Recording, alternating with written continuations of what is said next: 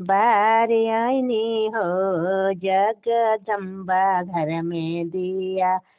देखायनी हो जगदम्बा घर में दिया बारे आईनी सोने के थाली कपूर के बाती सोने के थाली कपूर के बाती मैया के आरती दिखायनी हो जगदम्बा घर में दिया पार आईनी हो जगदम्बा घर में दिया देखा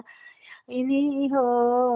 मैया के आरती देखा यही हो झांझर झारी गंगा जल पानी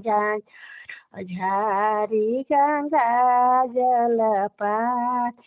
मैया के चौखट पखार आईनी हो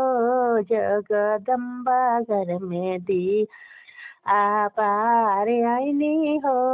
जगदम्बा घर में दिया देखायनी हो मैया के भोगावा लगायनी हो जगदम्बा में दिया